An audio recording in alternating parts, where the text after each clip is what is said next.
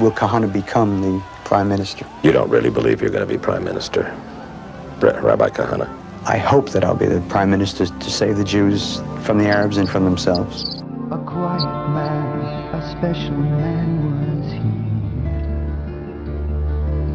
He sacrificed his life to speak his midst. A righteous man, a pious man, a caring man, a sharing man, more committed than a man could be. An honest man, a haunted man was he. He saw his people suffering needlessly. He saw the cause, he knew the cure, he told the truth, his motives pure. He filled the skies with his entreaty. Never will there be a better man than me. Never will we have a better friend for eternity. A patient man, a humble man was he. He couldn't rest, his soul was never free. A loving man, a mystic man, a daring man, a driven man. His people were his only ecstasy. Never will there be a better man than me. Never will we have a better friend for eternity.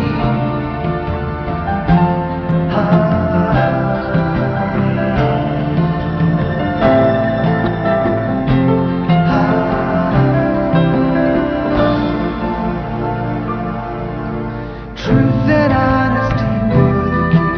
He took his message over land and sea. He left behind his legacy, a guiding light for all humanity.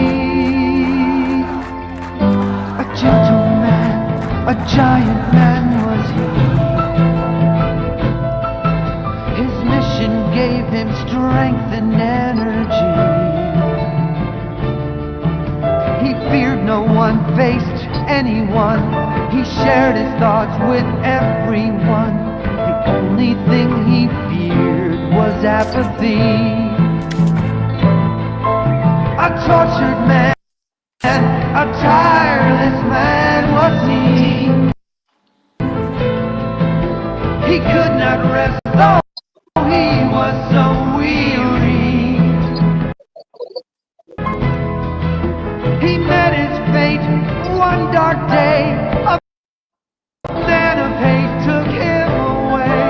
His message will not die. We hope and pray. Never will there be a better man than me. Never will we have a better friend for eternity. Never will there be a better man than me. Never will we have a better friend for eternity. Never will there be a better man.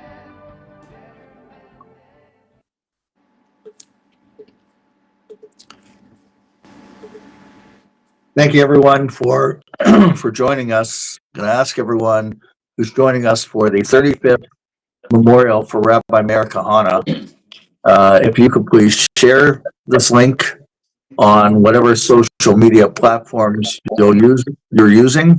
We'll reach a lot more people. We're on Facebook, we're on YouTube, we're on X, which others refer to as Twitter. It's through our website as well, israelnow.ca, live right now. So please, if you're watching, please share this on whatever platform you use. אולי בסוף, Reach a lot more people. וכך המספר שלי בסוף. Now, we have a number of guests who are on our program. on our platform right now. We're going to be discussing Rabbi Kahane and their experience with Rabbi Kahane. But before that, we have a few very short clips of Rabbi Kahane that really addresses the issues that we are going through today. Now, a lot of people think that Israel has to be entirely dependent on the United States, and therefore you have, even from the conservative right in the United States, people such as Tucker Carlson and others that are saying we shouldn't have anything to do with Israel. Let me put something into perspective. Our year right now, 2025, the GDP of Israel is approximately 640 billion. The United States foreign aid to Israel is approximately 3.8 billion. Now that represents almost 0.5%, not even a percent, of the Israeli GDP. Now, we like to have friends, Israel would like to have friends throughout the world, but we're facing an enemy that does not believe in any kind of coexistence with the Jewish state, but believes that the entire Jewish state should be annihilated, totally destroyed. And their example was October 7th, and the supporters of Hamas, who are marching throughout the world, are making it very clear. They celebrated the October 7th slaughter of Israelis, and they continue to promote and say that it was a great thing. And the Tucker Carlsons are buying into this, accusing Israel of genocide.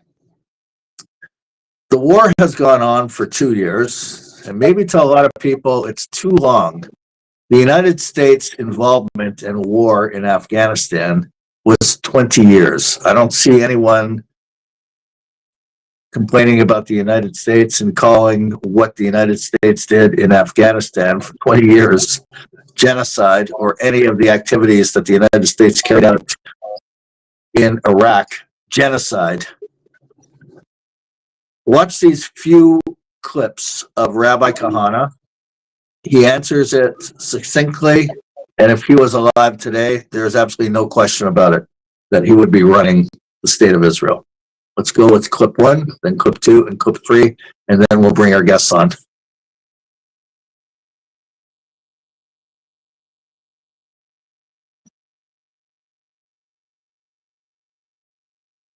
Now, it has to be spoken about, and people will be upset and angry and fight and so on because they don't want to hear it. I remember once speaking in a synagogue in Roslyn, on Long Island.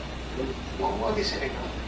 And I spoke that, and I said it could happen here too. And suddenly, someone jumped up and started shouting, "It's not true! You're a liar!" And he had a thick Jewish accent, and I saw he was a survivor, and I understood what he was really saying. I went through that. Don't tell me it can happen again. I don't want to hear it. That's what he was telling you. That's the tragedy. So you shoot the messenger.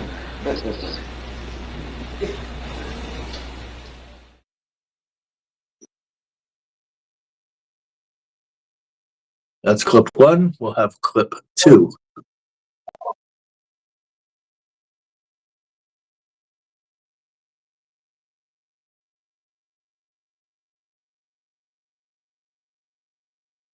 How old you are, but I remember I was a youngster in World War II, and I remember every night the Allied bombers going over German cities and bombing those cities with 1,000 bombers at a time. Cologne and Hamburg and Dresden and Berlin. I don't recall anybody protesting the fact that they were bombing those cities. Who do you think was being killed there? Generals? When you're in a war against an implacable enemy, and especially the Arabs, who for 60 years have massacred Jews, have raped women, who would wipe out Israel if they could, I don't weep for them. It's that simple. It's my enemy, and I don't weep for my enemy.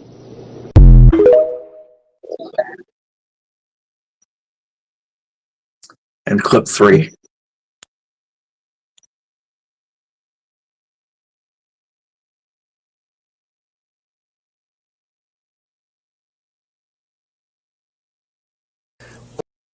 With is the survival of Israel.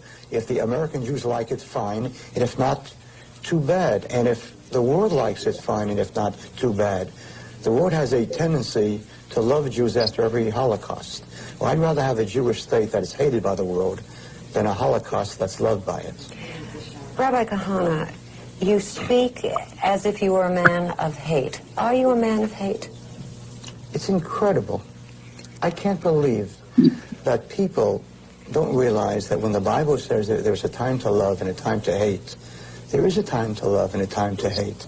If I were sitting here now during World War II and saying what I just said about the Germans, would you say that I'm a man of hate? Of course not. I don't love people who want to kill me. I do love people that don't want to kill me. The Arabs want to kill the Jews. They were killing Jews in the 1920s, in the 1930s. What did they want then? I know what they wanted then. They didn't want a Jewish state. That's what they don't want now either.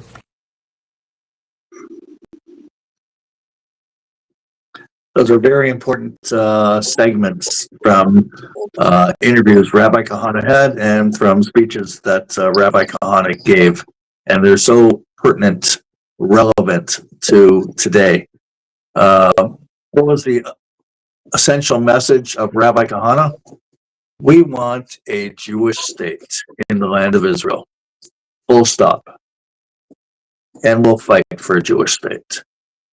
And the Arabs don't want any kind of a Jewish state. That's the problem.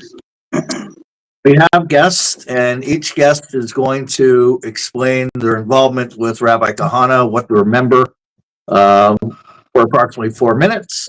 And then we'll get into a discussion amongst us as well about Rabbi Kahane. We do have one of our people in Jerusalem who's filming, who has a live stream set up at the memorial that is in Jerusalem right now. So we'll be showing clips from that as well. That's Jordan Justine who is there. But right now, let me bring on Meir Jolowitz, and Meir could explain his involvement with the rabbi and how he sees the ideals of Rabbi Kahane. Go ahead, Meir.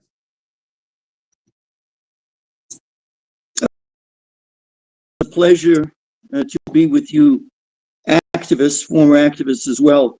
My involvement with the rabbi goes back a long time. Never mind the fact that he'd actually married my wife and I, and was son duck to my oldest son. Just a wonderful personal thing. I was the national chairman of the Jew League in 1981, 82, and 83. I was an outsider, so to speak, because before then, I lived in places where there was no Jewish Defense League, even though I was raised in a family, 2 Holocaust survivors, where we were Kahane types long before the rabbi actually established the Jewish Defense League. We all know the rabbi's political proclivities. He was courageous, he was committed, he was certainly dedicated and daring, audacious. He was often brazen, always controversial, never, ever apologetic. The remarkable thing about the rabbi, it was personified by one thing and one thing alone, Ahavat Yisrael. It's what he lived for. And the rabbi, we who knew him and those who observed him, understood one thing. He feared only God. It's the only thing that he feared. But there was a human dimension to him that allow me 3 minutes, and I do apologize in advance. I've got a radio show that I've got to run to, my own, that I host, so I might not be with you at the end of this. In 1978, just very briefly, I led a group of teenagers from Arizona, 17 and 18 years old, 35 of them, for 35 days in Israel. When we were in Jerusalem, I'd mentioned that I was going to go visit the rabbi when we had a few off hours. And I was joined by all 35 teenagers, and they went to see, on 31 Yushishkin Street, his Museum of the Potential Holocaust. And the rabbi gave them a 15 or 20-minute talk about the fact that there's only one place where Jewish destiny can be fully realized, and that, of course, is in Eretz Israel. It was a wonderful, uplifting talk about Jewish pride, Jewish heritage, and ultimately Jewish destiny. When the rabbi... Oh, what happened to the connection? We just lost Mayor Jolowitz. We did. As soon as he's back, I'll put him back on. But his is the only connection, which seems to be not a good connection. But Alex, you need to rotate your camera. Otherwise, when you're on the screen, it's going to look like you're lying down in a pristine fashion.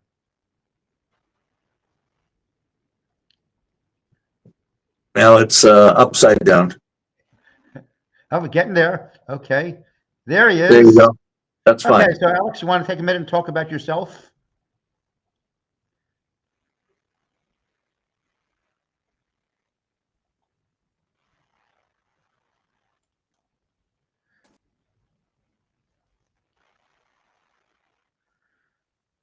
Well, Meir, you're clear as can be. So why don't you keep talking until we have him?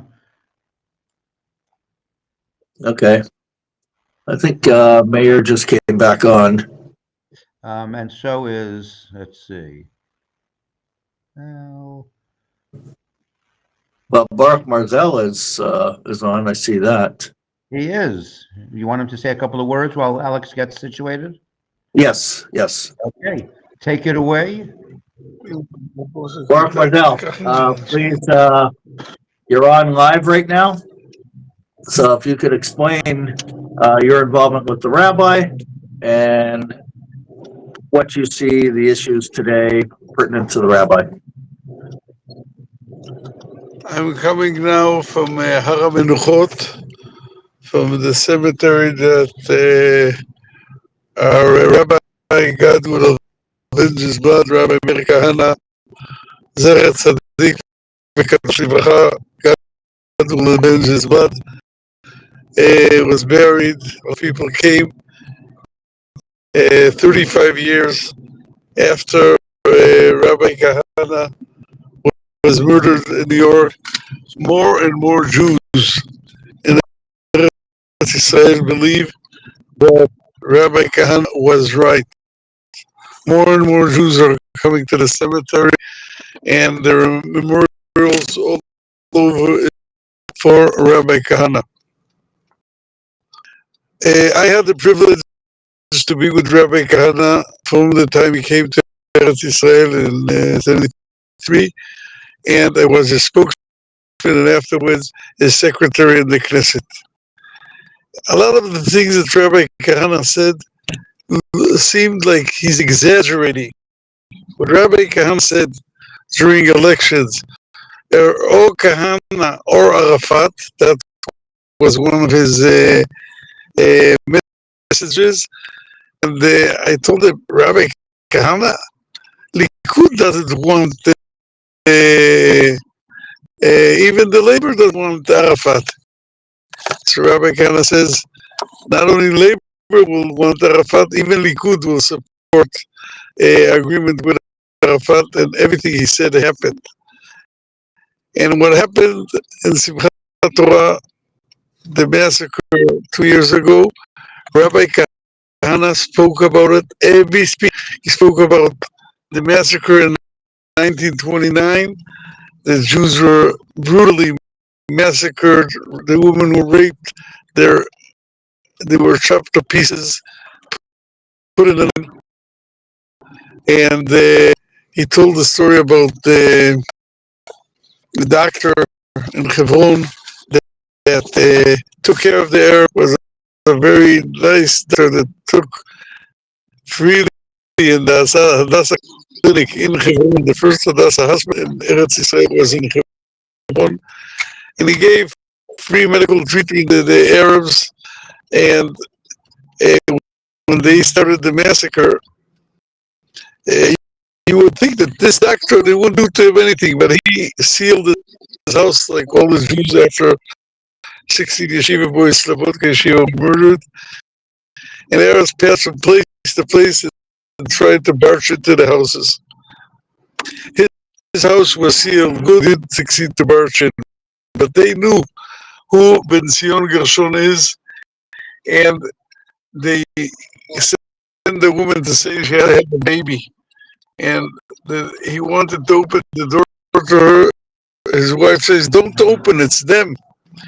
And he and he and he he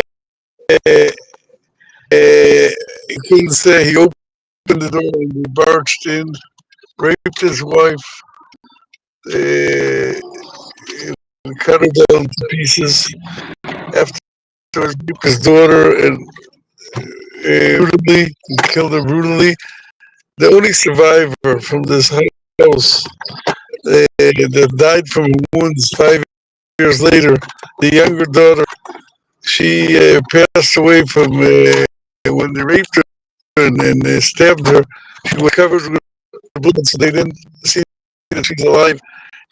She says, "My father called the Arabs with her, Muhammad, what did he do to you? Why are you doing it to me? I helped your grandfather, I helped your sister, I helped you. I always did anything you wanted." And they laughed at him. They laughed at him and says, you can see they took out his eyes, stabbed him, and afterwards put his head on a boiling fire till he died. Now, even if the Muhammad, their religion said they have to kill a Jew, to kill him brutally, someone that helped you so much, something that you can't grasp. But they did it. And I want to remind you that this happened before there was a Jewish state, before there was occupation, before there was Rabbi Kahane, before there was settlements. All the reasons they have today for what they're doing, they didn't exist. In Hebron there was coexistence. They wanted to send an armed unit to defend the Jews. The Jews said, here it would happen. It never happened. We have coexistence. That Rabbi Kahane in every class, I said, remember this, it's going to happen again. And it happened again. As if we'll learn the lesson. Unfortunately, we have a government that, even though President Trump told him to Rabbi Kahane was right, you have to expel the Arabs from Gaza. Even though our government didn't do it and isn't doing it today, this is something that's a disgrace. This is something that will bring the what happened in Gaza. What happened in Gaza will bring to be we wouldn't put a war in Gaza without sending away our enemy. At least letting the Arabs who want to leave. Even that our government isn't doing, and they didn't learn anything from what happened. And so they think that these are learned the lesson and nothing will happen again. And unfortunately, if we will leave 1 million Hamas supporters in Gaza, 2 million Hamas supporters in Gaza, that's not a question. Another massacre will happen. If another attack from Gaza will happen, is a question when it will happen. We know that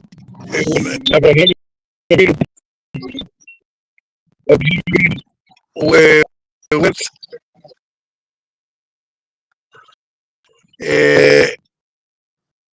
he and Yitzhak Sor had the vision to see the far away what's going to happen at Temple Mount, the place of the Temple Mount, and Ishmael and all the rest of the people that went with him.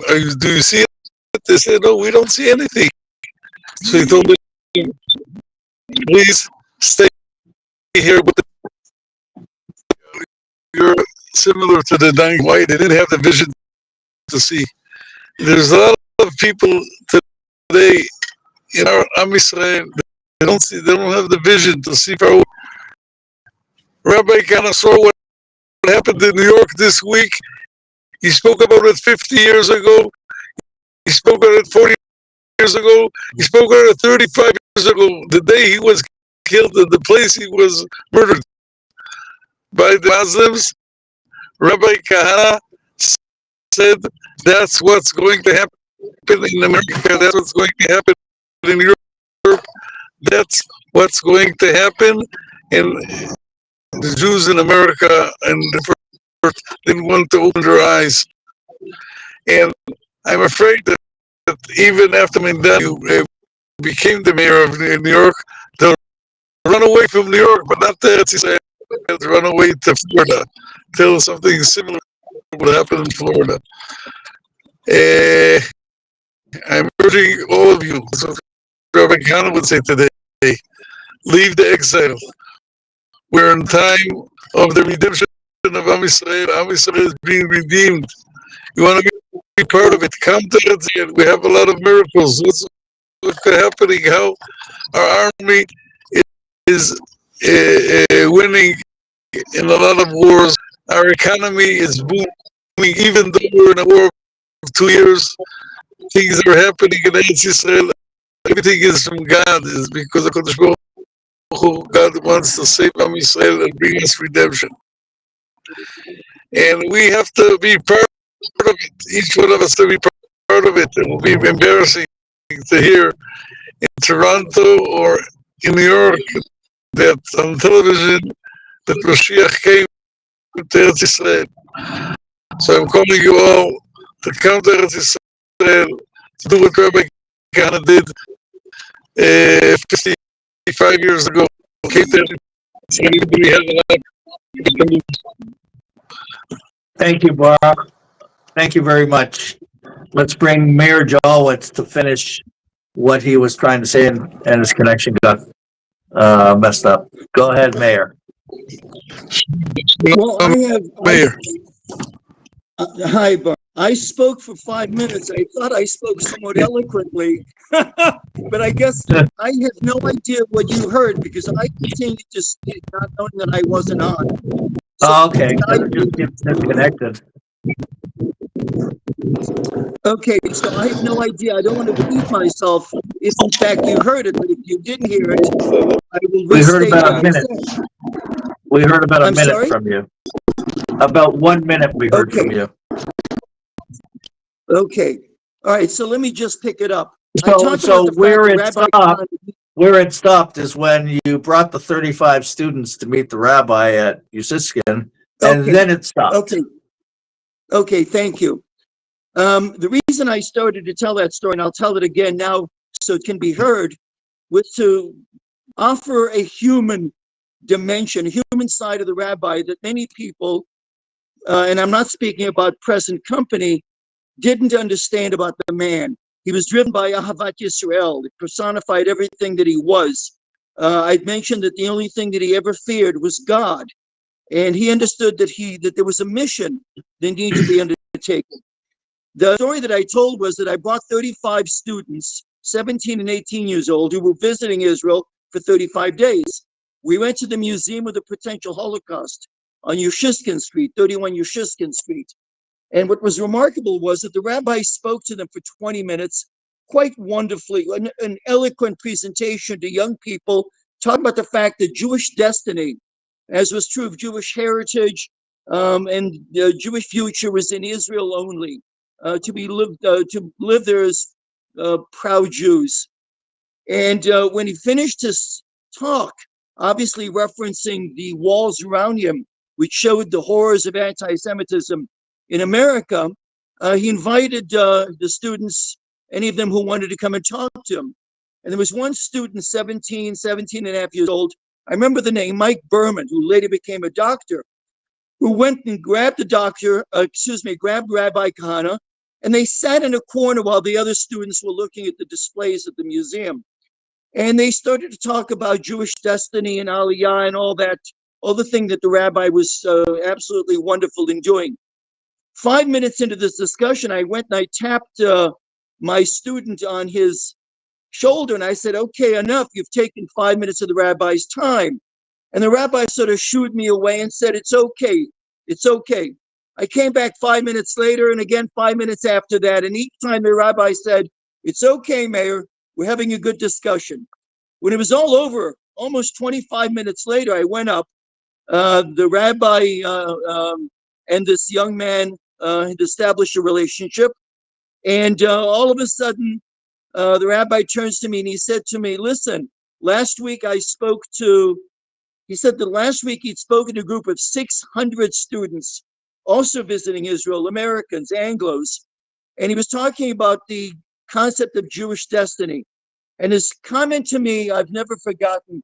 He said, if I could have affected the lives of one of those 600, if only one of those 600 would turn to Jewish activism, would become a better Jew, would move to Israel, I will have considered myself successful.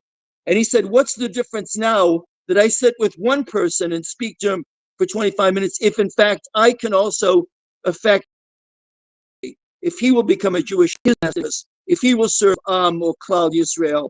And I've never forgotten that because there's no other leader, Jewish leader. There are no Jewish leaders. He was the most noble man of our generation and others. But he was the only one who actually was able to sit down and spend 25 minutes of his time to affect the life of one person. No other so-called Jewish leader anywhere in the free world, in the Western world, in America, would ever have done that. They would have considered that, but not the rabbi. He was not only human, he was humane. He was a warrior. He was a remarkable, remarkable man. And that human aspect, that human part of him, I think is long lost among those people who never had the chance to actually meet him. And I have no idea if what I just said was heard because I keep seeing little prompts saying that there's a bad connection. Very clear. Loud and clear and pristine. Everybody heard it. Thank you. Yes, let's bring on Alex Sternberg. Okay, Alex may have to flip his phone or his video, or he can talk in this fashion. Oh, and he has no audio. Okay, now there's no audio. Alex, why don't you log off and then just get back on? Yeah. Okay, so let's show a little bit what is going on at the memorial in Jerusalem. We have Jordan Justine who's there, and let's just show, it's starting to fill up with a lot of people. Yeah. Alex, say something. Looking good. Hear you. They're praying right now, Micha, so I don't want to talk. Okay, so is Alex He back was on? turned it again. Here. I'm back Okay. on. Okay, very good. Am I Okay, good? well, the phone is a little bit sideways, but we can hear you perfectly. So, Is this any better? yes, that's it. Perfect. It's pristine. It's pristine. Okay, I always wanted to be pristine. So I'm listening to everybody, Meir Jalowitz, talk about his experiences. And of course, Baruch Marzel, I had the pleasure of meeting him a few years ago in Hebron. I went there to listen to him tell me about his experiences and who he was. And I found out that he was interested in listening to me about my experience. His connection is coming in and out. Yeah. Okay, the volume was good, Alex, and now all of a sudden it just stopped.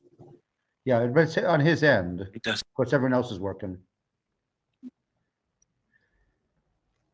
Okay, Alex, if you could hear us, I would suggest again, log on, log off. We'll look at Jerusalem right now, what's going on with the memorial, but for whatever reason, the volume's not working and the phone is sideways. So let's bring on Jordan Justine in Jerusalem right now at the memorial so everybody can see what's happening at the event.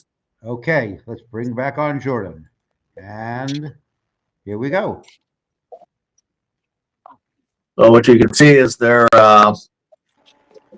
have all the books for sale in Jerusalem. Oh, here we have Alex back. Great. Hopefully, I'm better now. Perfect. Okay. Anyway, I met Rabbi Kahane in 1968 at the very beginning when the JDL was just recently formed. It was a couple of months old, and I was introduced to him because. Now what And happened? yes. Yes. And I was teaching Jewish kids in Williamsburg, Brooklyn, karate, and he wanted me to get involved with his new organization and for me to teach karate to the members, which I did. And over the years, I developed a lot of karate classes, not only in Brooklyn or in Manhattan, but also I traveled to Montreal and developed a karate school in Montreal for our members there. And I was instrumental in developing karate classes all over the country. And uh, teaching tens of thousands of Jewish kids all through the years karate. Now, my involvement was not only karate, I also developed chapters and I participated in street patrols in Brooklyn, different places. I participated in the the Soviet mission, the 100-hour vigil for Soviet Jewry. And I unfortunately participated in a riot with the New York City Police Department, the TPF, that caused 4 cops to unfortunately have to go to the hospital for treatment because they attacked me. And I joined them in the hospital, and the 5 of us were trading stories.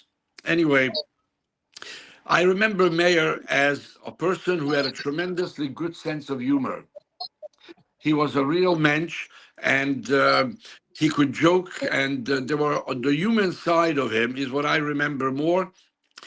When we developed the JDL camp up in the Catskills, as wherever Rabbi Kahane traveled, he made sure that for Shabbat he was back in the camp because his family was in the camp.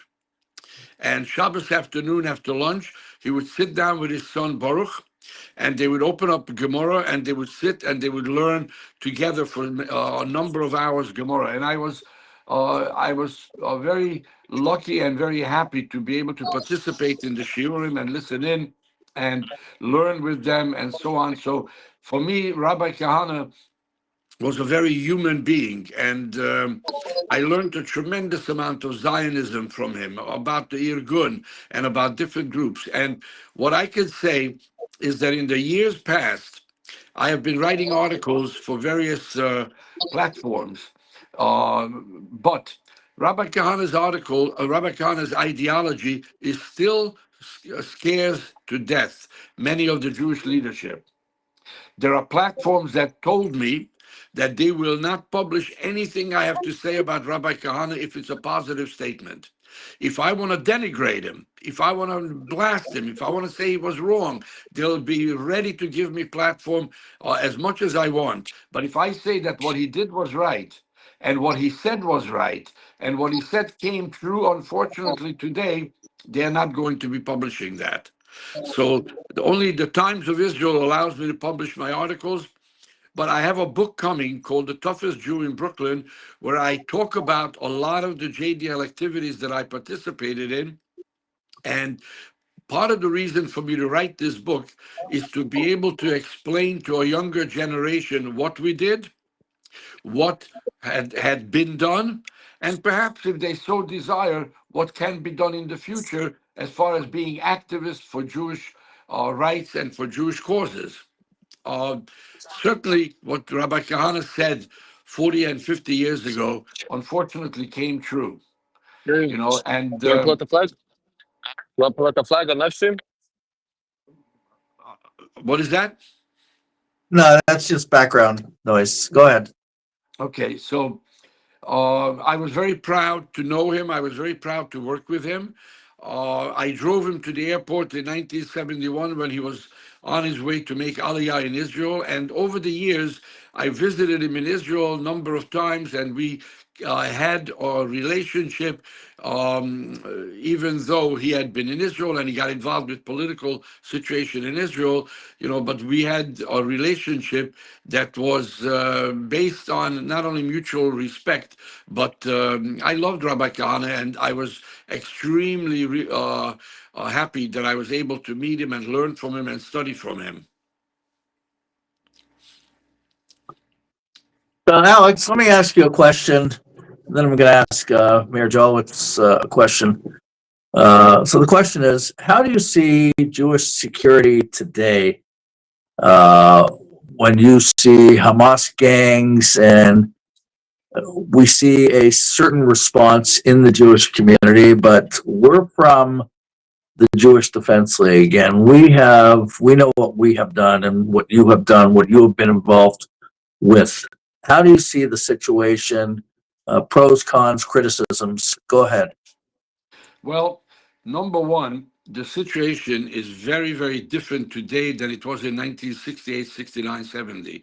We had been demonstrating on the campuses at Columbia, at City College, at Brooklyn College, and there were times when we faced hundreds and hundreds of counter demonstrators or people that were against what we were for. And there were times when it became physical, but we were facing several hundred more than who we were. Today, the situation is that you're facing thousands of people.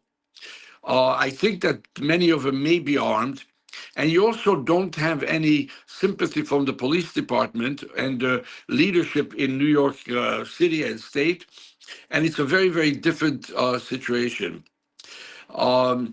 Certainly in the old days, in JDL days, when there would have been demonstrations like at Columbia for Hamas, we certainly would have mobilized as many people as we could. The Chaya squad that I was in charge of, we would have mobilized a lot of people to go down to the universities and break up these Hamas demonstrations.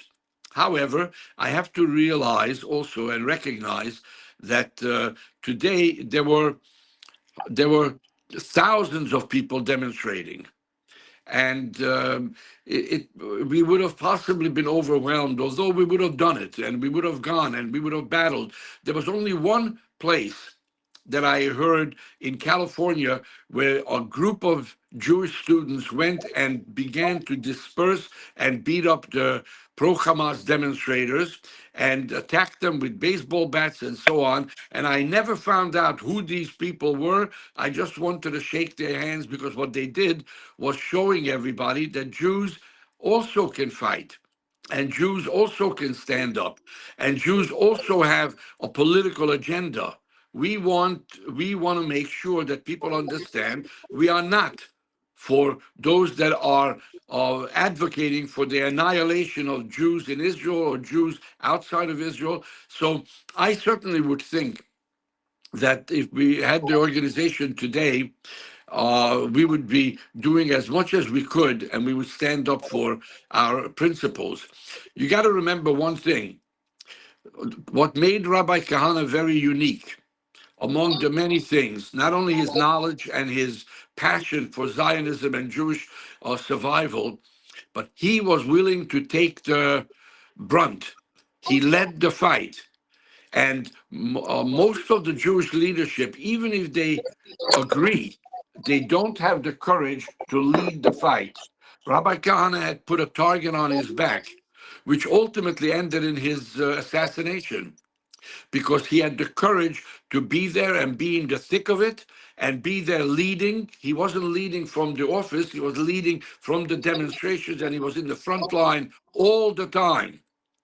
You know, we had a demonstration against the Black Panthers in Harlem. The day before we went, without telling anybody, Rabbi Kahane went up to Harlem, went up to the Panther headquarters, and he started to speak to them, etc. He reconnoitered, see what was going on. When I found out about it the next day, I said to him, "Are you insane? You went by yourself?" And he said, "Don't worry about it. You know, I can take care of myself." You know, and then the following day we went up there, and what he was able to tell us about the headquarters of the Panthers, etc., was proving to be very useful. Kahane led from the front, and he was willing to take the brunt of being the leader, to be arrested, to be beaten, and so on.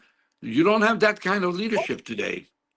No one is willing to take the type of leadership role and to lead the people into battle. And without a good leader like him, it's very difficult to have other people expected to do what you want them to do. You got to lead. You know, there is an old expression in the U.S. military: lead, follow, or get out of the way. Right. So the present Jewish leadership is not willing to lead. They're not even willing to follow, and they certainly don't want to get out of the way. This is a problem today. Right. 100%. Question for Mayor Jolowitz. Mayor, you're fully aware of so-called PR war. We have the Candace Owens, we have the Tucker Carlsons. I mentioned at the start of the show that of this episode that we're on about the GDP in Israel, that Israel is extremely successful and could probably be should aim for self-sufficiency. It's great to have friends and all that, but what is your perspective on the PR battle? And we know what the rabbi had to say about what our end goal should be and what the vision should be. How do you see everything?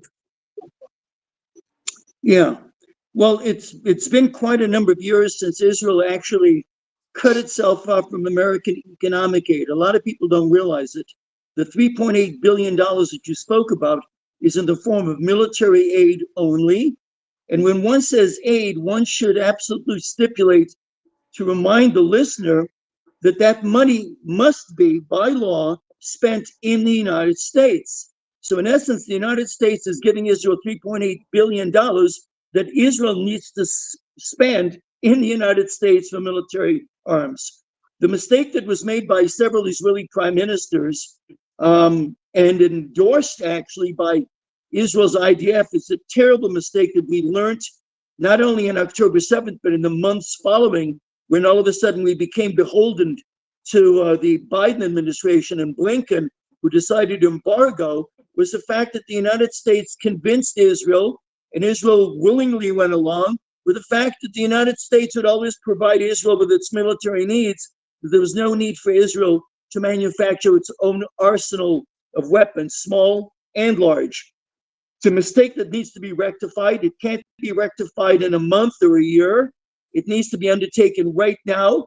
It needs to be a massive, massive project, whatever the cost. Israel needs to become militarily self-sufficient. Israel, as used, must be cut off voluntarily. We thank the United States, but we will not be held prisoner by virtue of the fact that you have control of our armaments. I do want to say something. There's something about Rabbi Kahane's activism, which sort of personifies the struggle that Israel is undergoing today internationally. From a political or philosophical dimension, there's a certain underpinning which connects the two. Israel has been demonized by the world, delegitimized. And one could explain there is a rational or an irrational explanation. That is, if the Jewish state, and I emphasize Jewish, was right, then the others are wrong. The same thing was true of Rabbi Kahane. If the rabbi was right, if the philosophy of the Jewish Defense League and later Kach was right on the issue of anti-Semitism, on the issue of Soviet Jewry going back those decades, on the issue of Arabs in Israel and Arabs surrounding Israel.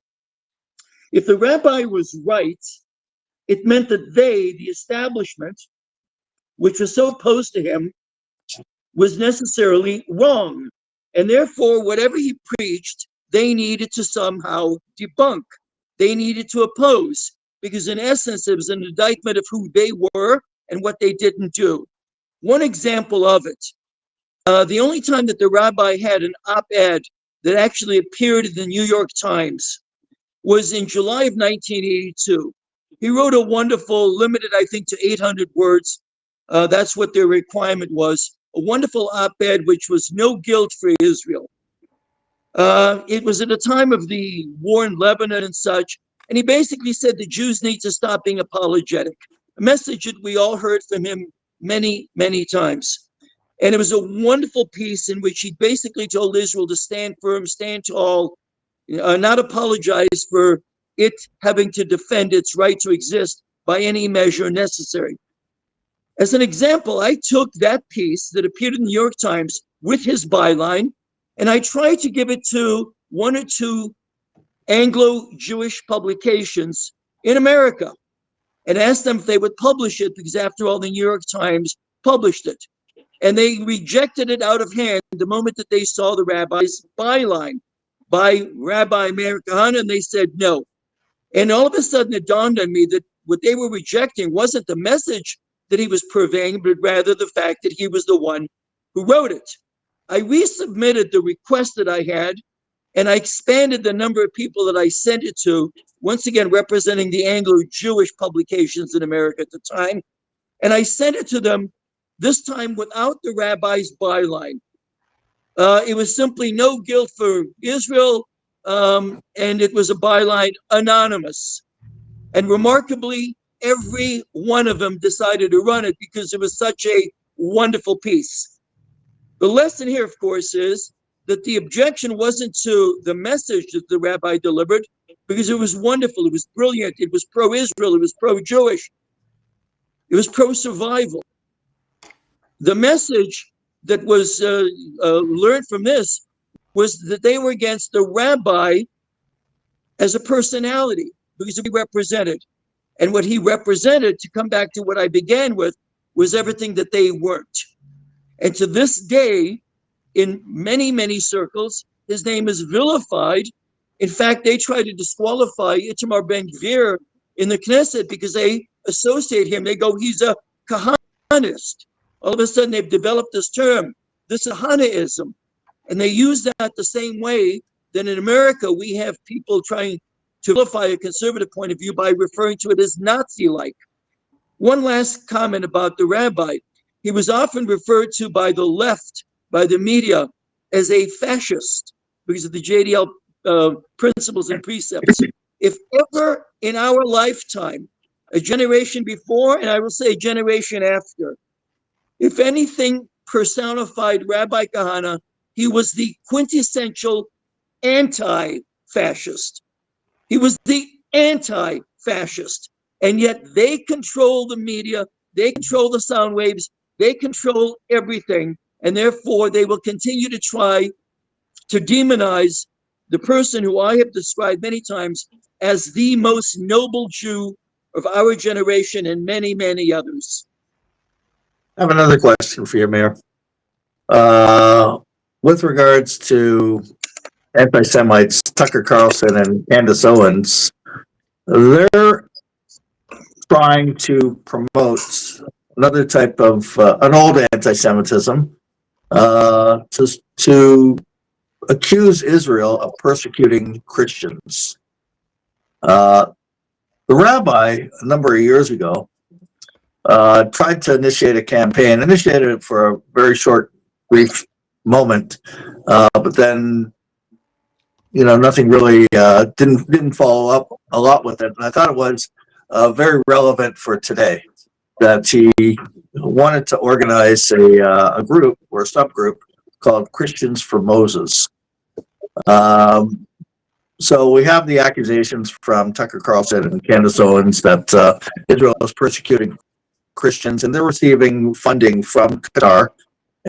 And we know where the Muslims come from and the Arab groups come from, that they don't hide anything.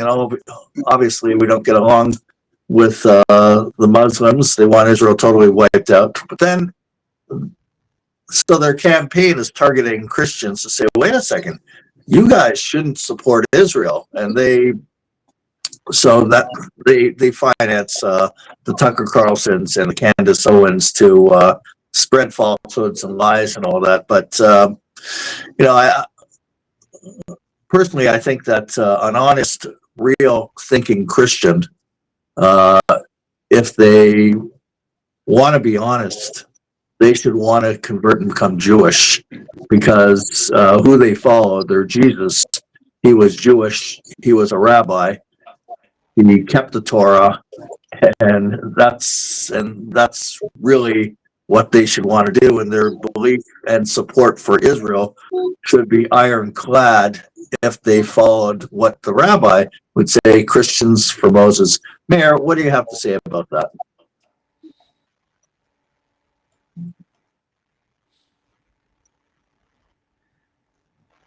I'm sorry. I don't know if you stopped. Much of what you said, I hope I can be heard. Much of what Okay. you asked me, and I apologize, at least on my end, was muffled by Oh, terrible really? electronic feedback. Wait, Well, but I heard the type enough. of Christian anti-Semitism from Tucker Yeah, Carlson and Candace Owens to sever yeah, ties with Israel on the bogus false claim that Israel is persecuting Christians. And then I did say the rabbi started something for a brief time, Christians for Moses. And if no, no. Christians were curious, okay, there you go. Yeah, I understood enough to be able to give you this answer. Okay. First of all, and I won't go into the demographics, but I will mention something that the Tuckers and others don't want to talk about.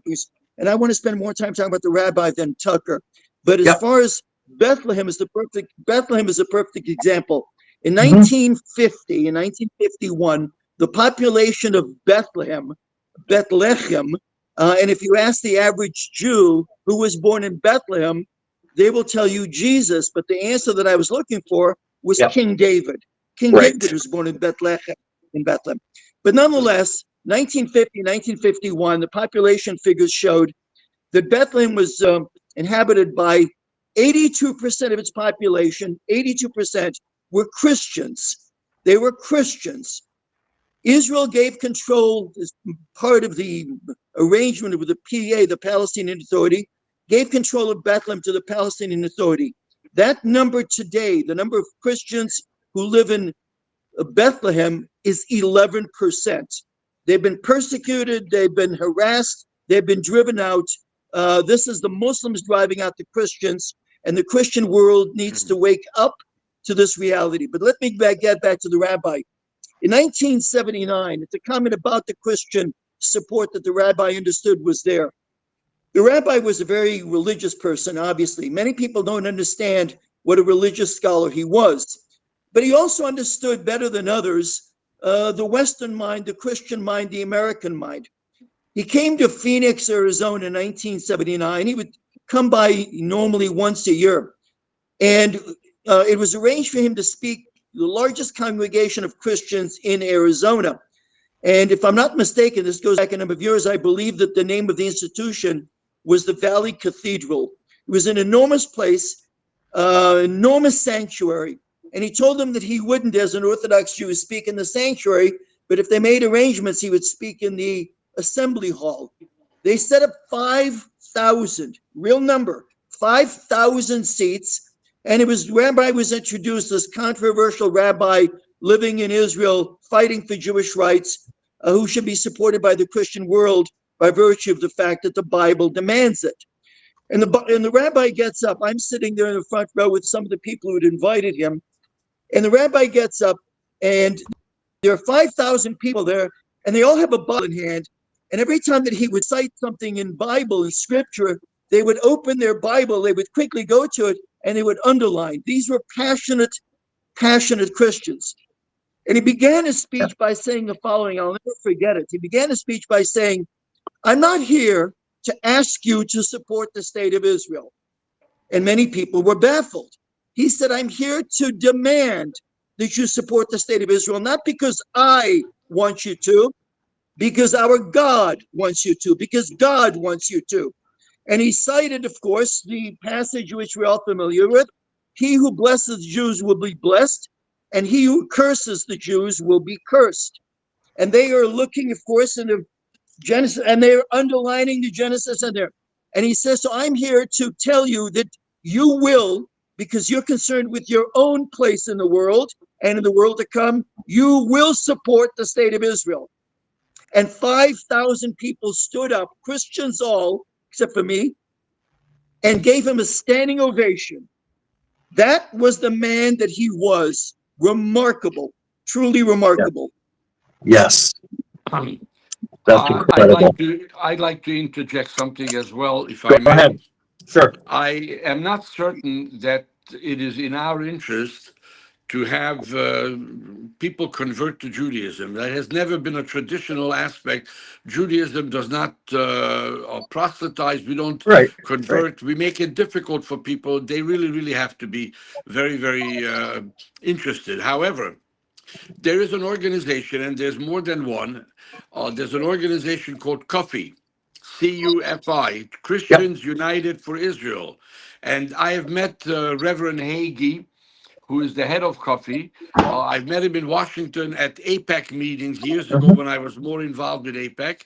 And there were 5,000 or more Christians United for Israel members that were at, and they were very, very vocal supporters. So what Meir is saying, I'd like to reiterate, religious Christians don't ascribe to Tucker Carlson and all of his nonsense.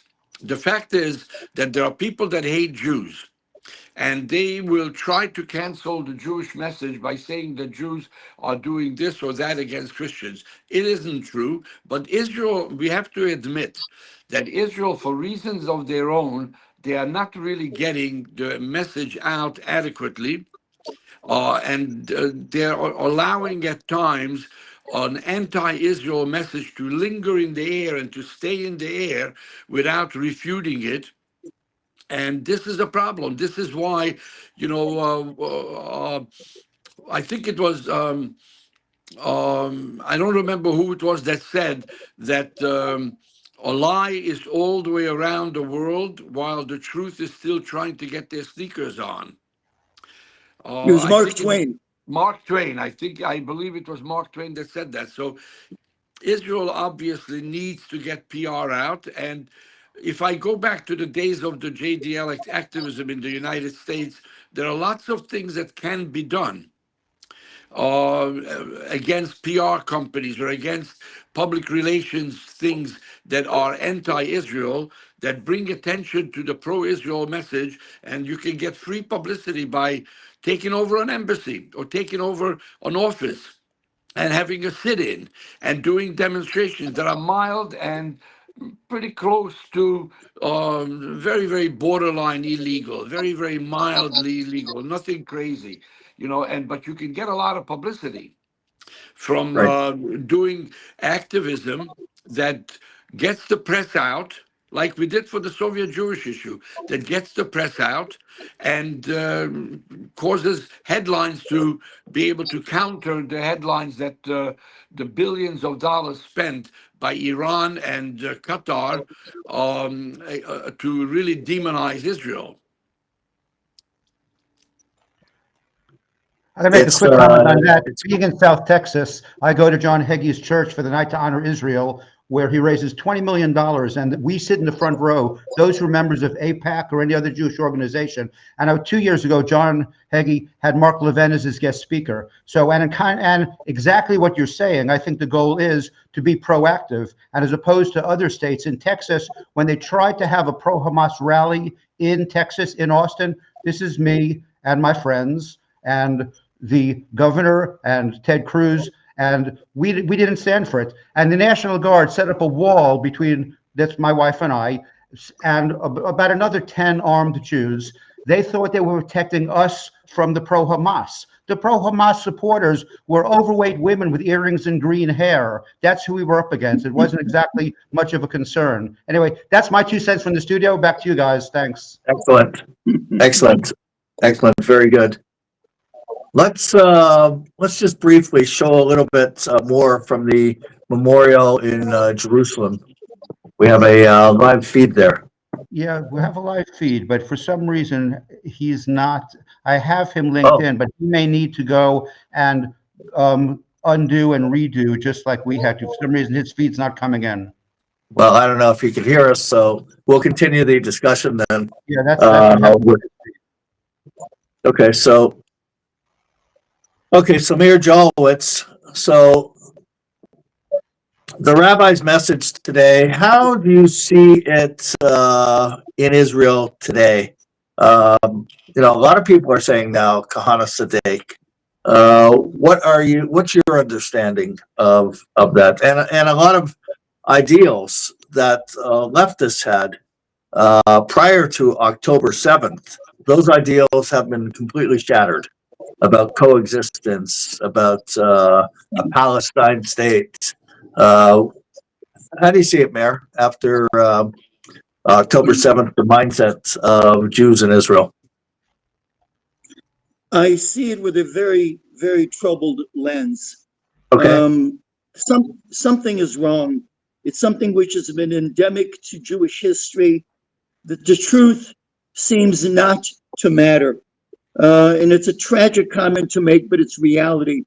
No one would have imagined on October 6th that after October 7th, of course, of 2023, that there would actually be a movement worldwide endorsed by too many so-called establishment Jews, liberal Jews, whose only ism is liberalism and it's not a Judaism, to establish a Palestinian state, a Palestinian Arab state on Israel's borders. No one would have imagined on October 8th, 9th, 10th, 12th, in the November that followed, most people would have assumed exactly what you just said, that was the death. It was the stake in the heart, in the stake driven in the heart of Dracula, that the two-state solution would no longer be the case. And that isn't what's happened. In fact, the Jewish establishment, we now find out, quite troubling, its own deep state in Israel.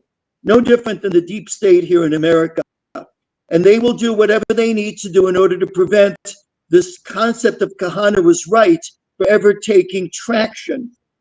Proof of that, and it's tragic, is with the horrors that we've all evidenced, that we've seen, that was filmed, recorded by Hamas, the most grotesque form of a Holocaust that one could imagine that was perpetrated against thousands of people in Israel. No one would have imagined after that the world petition, which was virulently more anti-Semitic than it was before, no one would have imagined that 32% of the Jewish population in New York voted for Mohammed jihadist. They keep describing him, and it's to his advantage as the democratic socialist. He's not a democratic socialist. Politically, one would say that he's either a Marxist or a communist, but that takes a back seat. He's a jihadi. He's a jihadi. If he was given a little form to fill out, and it's a check only one box, the box was socialist, Marxist, capitalist, or jihadi, Sharia law. If he was honest, he would check Sharia law. That's what we have. But to come back to Israel, we have someone sitting in the Knesset today who was identified, for whatever that means, as being a Kahane protege. Talking about Itamar Ben-Gvir. And Itamar Ben-Gvir today's polls very much close to what he polled before October 7th. It's a remarkable thing. Now, again, if on October 6th, someone would dare to tell you the catastrophe that was about to follow, the catastrophe of October 7th, and ask you to conclude what effect that would have politically on the state of Israel, one would logically, common sense, suggest, oh my God, Itamar Ben-Gvir is going to get 30, he's going to get 40 seats in the Knesset. This will be a wake-up call to the nation of Israel that Rabbi Kahane was completely right, and we need to vote politically in order to endorse that. And that hasn't happened. It hasn't happened at all. It's tragic. There is a move now in the part of Israel to somehow try to mollify, to try and somehow quiet this international effort to come and govern the future of Gaza. Who would have thought that that was going to happen? It was only in February of this year, a number of months ago, that Trump talked about throwing and evicting all the Arabs, Palestinian Arabs, out of Gaza. And we all thought, oh my God, this is something wonderful that we've been waiting for a long time, given the tragic mistake of the unilateral disengagement of August of 2005. And none of that is true anymore. It's remarkable. And as I look at the clock, I apologize. I've got my own radio show that we do once weekly on a Sunday. It can also be found on podcast. And for those people out there who are followers of Rabbi Kahane, I would suggest that you Google and look for it. It's called Middle East Radio Forum. Not to be confused with Middle East Forum, it's Middle East Radio Forum. And you can pick it up on podcast of previous shows. I've got to run for that. So allow this as my closing remarks, if you would please. Yeah, so give a closing remark, and Alex will give a closing remark. Yeah. And we'll end with the first video, the song, the Rabbi Kahane song. So go ahead, Meir. Closing. Okay. Yeah. The Rabbi Kahane, a giant of Jewish history, a giant of Jewish history. He was a populist figure who threatened conventional politics. We all know that he was a prolific writer and that his pen penetrated the hearts and will Kahane become the prime minister? You don't really believe you're going to be prime minister, Rabbi? Am I missing something? Oh. There you go. No, go ahead, Meir. Okay. The Rabbi was a prolific writer. His pen, I was going to say, penetrated the hearts and the souls of so many Jewish youth and affected Jews in a way that nobody else, perhaps going back to the days of Jabotinsky when he tried to awaken the Jews in Europe. Rabbi had a theme which was endemic to everything that he said. And he would remind us that the Jew needed to stand on two legs. And those two legs were the religious leg and the nationalistic leg. And that if a Jew had only one, was religious but was not nationalistic, was nationalistic and not being religious, that man indeed was crippled and could not stand straight. No one in our time came close to standing taller on both legs than Rabbi Meir Kahane. He was bold, he was brazen, he was never bashful. He was the man that shaped the generation, and we appearing today, and many people listening to today, I think we're blessed to have been in his company and to have benefited from the bold Zionist Jewish perspective that he was not afraid to deliver. And with that, I thank you for the time. Thank you. Alex, final words about the Rabbi. Number one, I had never met Itamar Ben-Gvir, but I respect him tremendously. I think he is, as a student of Meir Kahane, I think he has done a tremendous amount of good, especially, not only is he pushing Netanyahu more to the right, the good cop, bad cop routine of people like Ben-Gvir who pushes, and Netanyahu can talk to whoever and say, listen, I can't do that because I got these guys on my right and they'll topple the government. So this is one of the important things that Ben-Gvir is doing very, very successfully. Going up to the Har HaBayit constantly keeps alive in everybody's mind that the Har HaBayit is Israeli, it's a Jewish heritage site.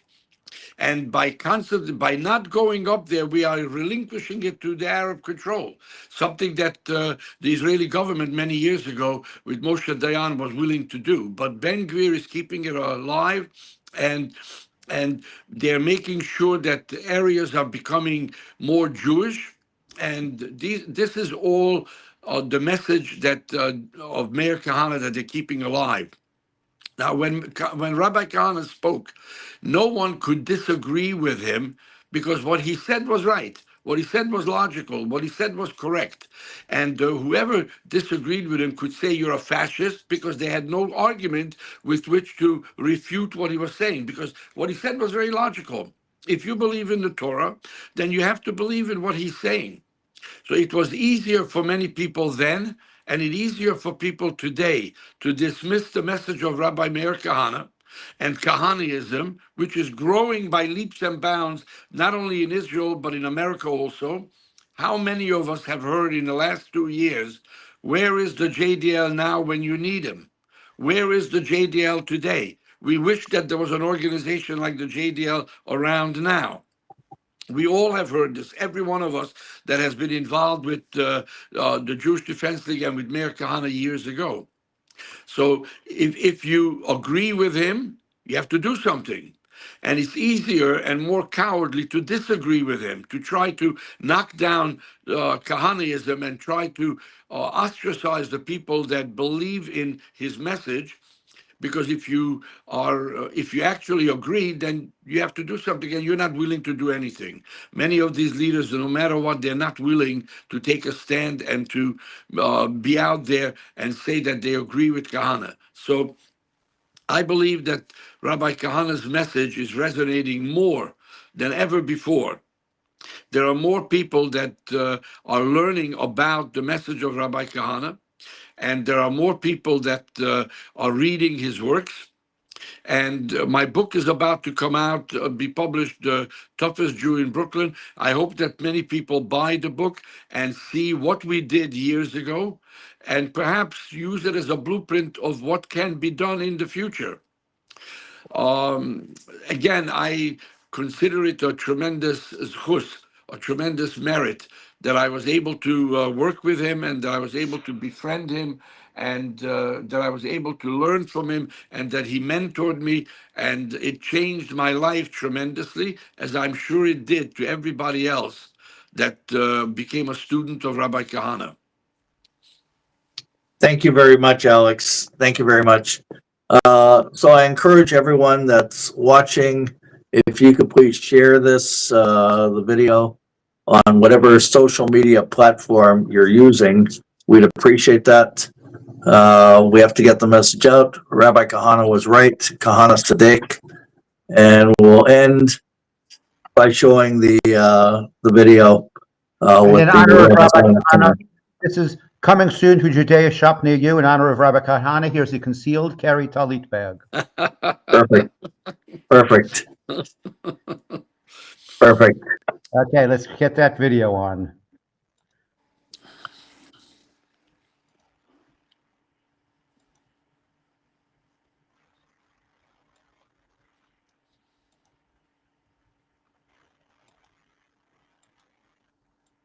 You don't really believe you're going to be prime minister, Rabbi Kahane? I hope that I'll be the prime minister to save the Jews from the Arabs and from themselves. A quiet man, a special man was he. He sacrificed his life to speak his midst. A righteous man, a pious man, a caring man, a sharing man, more committed than a man could be. An honest man, a haunted man was he. He saw his people suffering needlessly. He saw the cause, he knew the cure, he told the truth, his motives pure.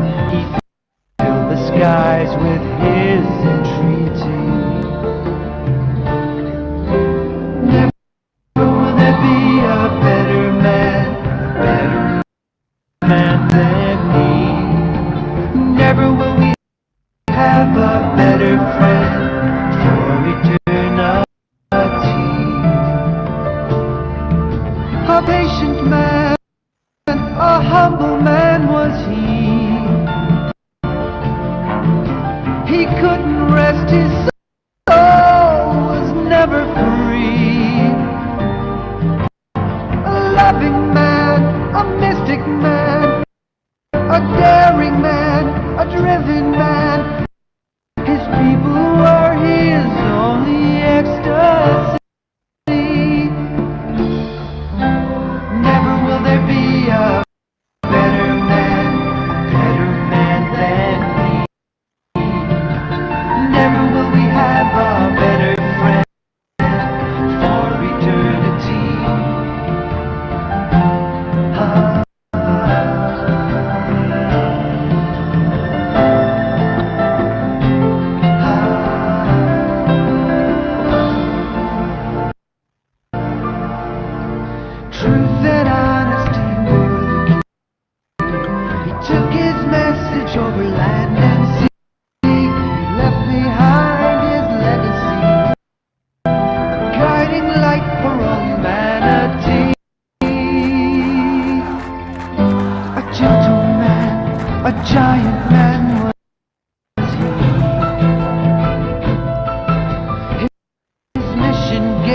strength and energy. He feared no one, faced anyone. He shared his thoughts with everyone. The only thing he feared was apathy.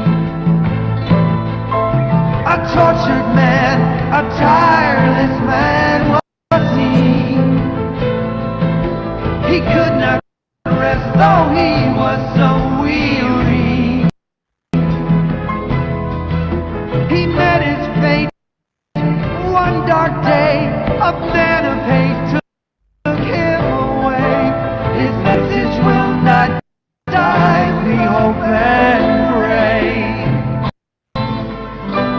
Never will there be a better man than me. Never will we have a better friend for eternity. Never will there be a better man than me. Never will we have a better friend for eternity. Never will there be a better man.